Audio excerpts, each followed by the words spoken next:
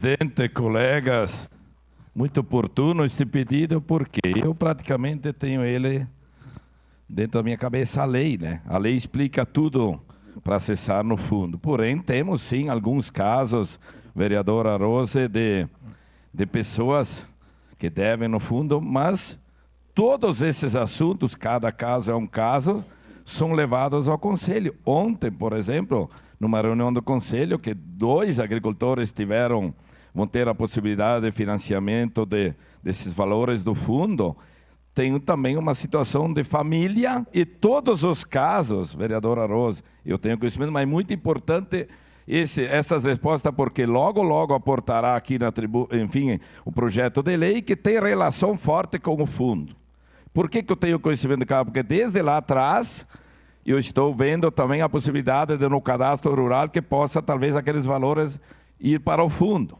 E quanto mais agricultores puderem acessar o fundo, melhor será o atendimento. O ideal seria que na Secretaria de Agricultura tivesse mais recursos, mas estamos discutindo aqui a LDO e a gente vê que o recurso é escasso.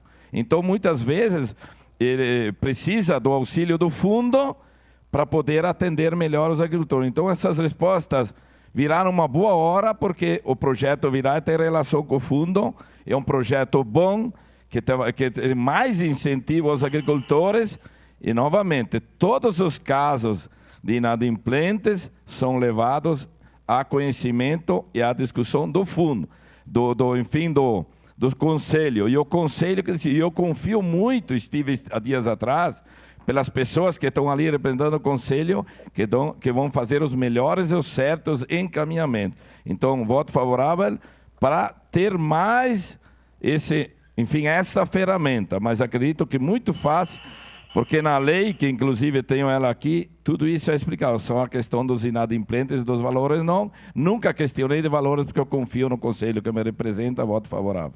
Muito fácil.